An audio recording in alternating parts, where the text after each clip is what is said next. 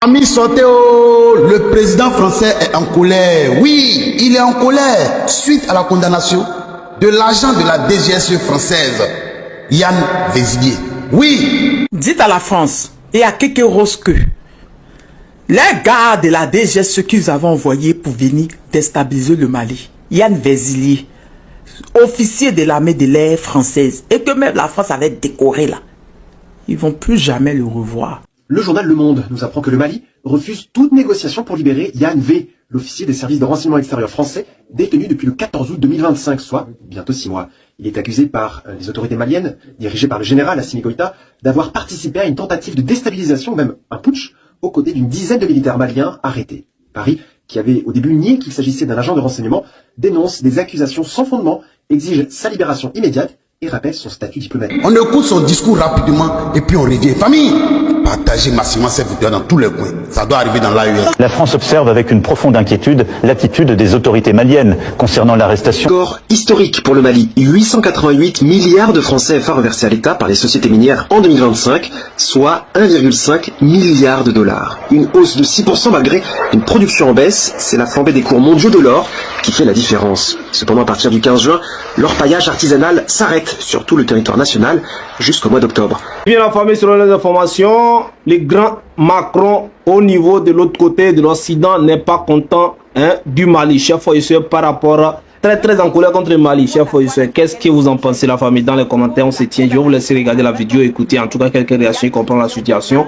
Avant de rentrer dans les vifs du sujet, chef fournisseur, c'est très important. Je vous invite à partager massivement et à laisser les pouces. Il s'agit bien sûr de Mali, l'AES. Vous savez, quand on parle de Mali, c'est l'AES. Aujourd'hui, c'est le président Ibrahim Traoré qui est le président exécutif de l'AES, chef fournisseur. Mais le Mali, c'est l'AES, chef famille. Et bien sûr, vous n'êtes pas là sans savoir qu'il y a bien sûr un agent bien renommé, bien reconnu, bien beaucoup de personnes qui a été arrêté au niveau du Mali déjà pendant août passé, je crois, dans les mois d'août passé, bien sûr, aujourd'hui condamné à 20 ans d'emprisonnement au niveau du Mali. Chers frères et sœurs, que vous savez, restez jusqu'à la fin, on revient pour en décortiquer, c'est très important. Mais...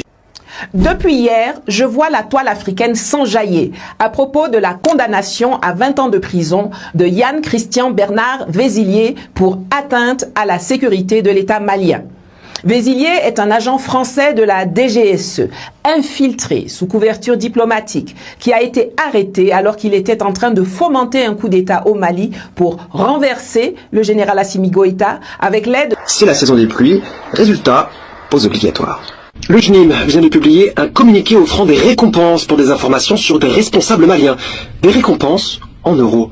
Sauf que jusqu'à dernière nouvelle, c'est bien le franc CFA qui circule toujours au Mali. Les terroristes, des images générées par intelligence artificielle parmi leurs cibles, des erreurs visibles à l'œil nu, travail bâclé, publication précipitée. Reste à savoir pour le compte de qui ce message a été fabriqué si vite et pourquoi maintenant. Le dialogue, nous avons proposé une résolution pacifique. Mais si les autorités... Ouais, Manu a lancé un message fort. Eh, Manu, vous l'avez entendu?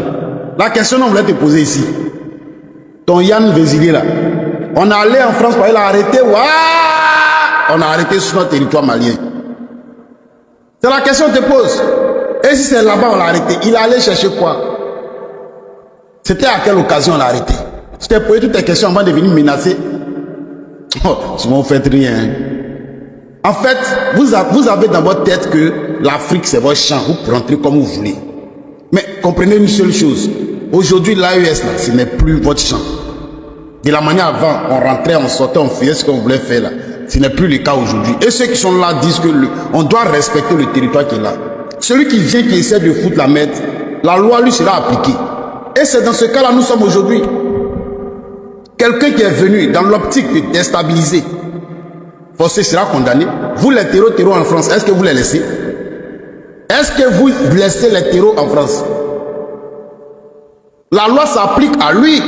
Donc, à quoi est-ce que toi tu veux utiliser peut-être ta force ou bien pour pouvoir intimider les gens avec ton discours à la con? Manu, s'il te plaît, faut te calmer. Tu es gamé. Faut te calmer, tu es gamé. Faut te calmer, tu es gamé. C'est pas nous on a appelé Yann Vézilier ici, oh. Tu es gamé. Si tu es gamé là, fais ce que tu as envie de faire. Nous on est déjà cabri, mais on n'a plus peur du couteau, champion.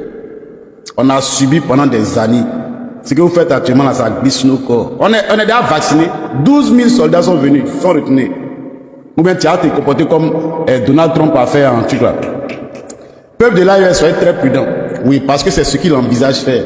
De la manière Donald Trump s'est comporté en Iran, là, où il a allé, déjà le guide, c'est la même chose, les gars là vont vouloir planifier.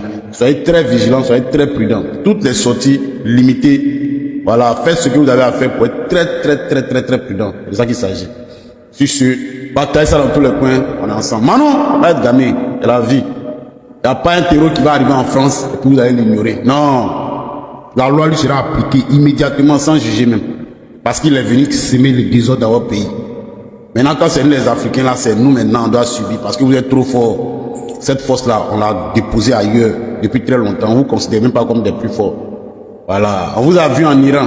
L'intimidation ne passera pas. Ce message, on a tout ça dans notre tête. Tu n'as pas pu faire ça en Iran. C'est sur nous les Africains qui ont venu faire ton gros dos. Pour te calmer, tu es gamé pourquoi même champion. Partagez ça dans tous les coins. Maintenant, il faut voir ça là-bas. Poto, c'est vraiment dosé. Où sont? Dites à la France et à Keke Rose que les gars de la DGS, ceux qu'ils avaient envoyés pour venir déstabiliser le... Dites la vérité de façon claire, vous savez. C'est que moi je pense franchement que le Mali a forcément ses raisons et a forcément des preuves, chef officier, pour condamner. Sinon, arrêter, garde à vue, comment on appelle, emprisonner, toutes ces choses-là, ils peuvent le faire. Mais si le Mali condamne 20 ans, je pense pas que le Mali va revenir derrière. Donc actuellement, et bien sûr, ça veut dire que là, il est accusé, ça dit il a fait quelque chose contre le pays, ça dit il a un peu piétiné le pays, ça dit il a envoyé plein trop de mains au niveau du pays, il a peut-être, et comment on appelle, mise en danger bien sûr la sécurité du pays. Donc beaucoup de choses sont faites. Voilà, parce que il y a trop de manigances. Vous savez, les Mali, ils sont déjà sur le qui-vive. Et ils savent déjà que là où ils sont là, avec les décisions, ils ont renvoyé la France, prendre des décisions, prendre les choses en main eux-mêmes, avec la façon les territoires les dérangent, ils savent que les gens vont comploter contre eux. Donc, arrêtez un pion comme ça, arrêtez un gros poisson comme ça, et ils vont pas laisser. Je ne sais pas quel genre de tribunal vous allez faire, quel avocat vous allez envoyer, parce qu'il est déjà condamné. Peut-être que vous allez faire les appels, tout ça là, mais on dit que le vieux n'est pas content. Le vieux n'est pas content, est-ce que content ou pas content, chef, si vous connaissez bien la réponse. Quelle est la réponse, bien sûr, des Maliens, c'est qu'ils ils font confiance. Si vous demandez le président, si vous donnez le gouvernement, qu'est-ce qu'il pense faire pour ce monsieur qui a été condamné, ils vont vous dire quoi? Ils vont vous dire qu'ils n'étaient pas dans les décisions de justice dans les pays. Et ils sont le gouvernement, il y a le pouvoir exécutif, il y a le pouvoir judiciaire et le pouvoir législatif. Bon. Ils vont vous montrer les poses. C'est que vous les avez essayé, la démocratie que vous l'avez, ils vont vous montrer ça comme ça. Donc ce n'est pas... si en France on n'intervient pas bien sûr dans les décisions de justice et bien sûr au niveau du Mali aussi ils n'interviennent pas, donc c'est fait quoi. Là vous allez faire les appels dans quel pays? Au niveau du Mali encore, et bien sûr je pense que il est fort probable que ça ne marche pas. Donc la famille le Mali, Yann Vézilier, officier de l'armée de l'air française, et que même la France avait décoré là, ils vont plus jamais le revoir. Je leur avais dit ça. Il n'aura pas de négociation. Et que Yann Vézilier va servir d'exemple. Plus jamais, ils vont envoyer de leurs éléments pour venir vouloir déstabiliser le Mali. Les gens m'ont pas cru. Le même Yann Vézilier a été condamné par la justice malienne aujourd'hui à 20 ans de réclusion criminelle, 20 ans d'interdiction de séjour au Mali pour atteinte à la sûreté d'État, et il devait également s'acquitter de 3 600 000 francs CFA d'amende et du franc symbolique. Il a dit que, je vous avais dit, l'audace que Yann Vézilier a pris pour venir se faire passer pour le deuxième secrétaire à l'ambassade de la France au Mali, pendant que il est agent de la DGSE, jusqu'à corrompre certains officiers de l'armée malienne, certains militaires de l'armée malienne. Il va payer ça. Je vous avais dit, le général Assimi est celui-là qui ne parle pas beaucoup, il agit. Vos gars là, vous n'allez plus jamais le voir. Il va pourrir dans les prisons au Mali. Normalement, on doit l'envoyer dans toutes les prisons du pays là-bas. Prochainement, avant d'envoyer de leurs agents là, dans l'un de ces 3 pays venir déstabiliser, ils vont réfléchir. Vous n'allez plus jamais le revoir. Il n'y a pas de négociation. Il va pourrir. Il y a le vrai point qu'elle a. Vous n'allez plus jamais le revoir. Pleurez comme vous voulez. Faites ce que vous voulez. La justice, c'est la justice. 20 ans. Bien. C'est ça. Je vous reviens de nouvelles informations. Quelque Rose commence à pleurer avant d'envoyer des gens pour venir déstabiliser les pays de l'AES. Tu as réfléchi à ça d'abord. Tintin, je vous fais plein de bisous. Ibrahim Traoré. Le Mali vaincra toujours. Vive le général d'armée Assimi Goïta. Le Niger vaincra toujours. Vive le général Papa Abouraman Tiani. L'AES restera toujours debout. L'AES ne tombera jamais. Le trône, c'est pas pour les faibles. C'est pour les hommes durs, fiers, intègres et souverains. La patrie ou la mort. Les soi-disant experts qui prédisaient le pire au Mali. Hein? Ils sont où? Parce que là, 5 ans déjà. Et la situation est sous contrôle. Sur tout le plan. La preuve qui ne date pas de longtemps, c'est Kidal qui a été touché. Mais aujourd'hui, c'est quoi la situation? Qui contrôle Kidal? Qui dirige Kidal? Et qui a peur à Kidal? Vous n'avez encore rien vu. Vous n'avez encore rien vu. Là. La peur a déjà changé de camp. Des questionnements. C'est les nerfs là qui sont en train de gonfler avec des réflexions. Ça ne fait que commencer. Hein. Le trône, c'est pas pour les faibles. Le Burkina Faso vaincra toujours. Vive son excellence le capitaine Ibrahim Traoré. Le Mali vaincra toujours. Vive... On vient d'apprendre comme ça que le porte-parole des agents des affaires maritimes, oui, ceux qui sont sortis avant-hier pour réclamer leurs primes là, celui qui est au milieu ici, il a été ce matin à l'école de gendarmerie. Oui, il a été retrouvé ce matin là. Et voici Côte d'Ivoire là qui est là. Voici Côte d'Ivoire là qui est là. Hein? Je suis choqué. On peut faire ça comme ça, rapidement comme ça. Voilà un peu la situation, voilà un peu les raisons. Je pense que au niveau de l'Élysée est en train de mettre tout en œuvre, tout ce qu'il faut pour essayer de libérer en tout cas leurs hommes. Mais je pense que c'est quelqu'un de très expérimenté. Celui qu'on a arrêté, c'est très expérimenté. Donc, si lui, comme ça, on laisse, c'est-à-dire, s'il est là, si on l'a arrêté, c'est pour des plans, c'est pour des plans. Forcément qu'ils ont vu des choses, ils ont vu des preuves, ils ont vu des trucs qui montrent qui peut fermer la bouche des autres. Donc, et je pense que la France essaie de faire tout ce qui est de mieux pour essayer de rapatrier ou bien de récupérer les hommes. Et ça, moi je pense que c'est dangereux s'ils arrivent à récupérer, c'est dangereux pour l'AES, c'est dangereux pour bien sûr les pays. Donc, les femmes sont en train de faire le travail au niveau de Kidal, sont en train de récupérer des terrains, en train de pousser à fond, de fouger, tout ça là. Et le président Assimi Goïta également. Seigneur, il faut nous sauver. Tiens! Des gens qui réclament les primes, vous les attrapez. Alors là, la Côte d'Ivoire n'a plus de frein. Tiens! La Côte d'Ivoire n'a plus de frein. Non. Dites-nous que c'est faux, pardonnez. Dites que ça, c'est une fausse information.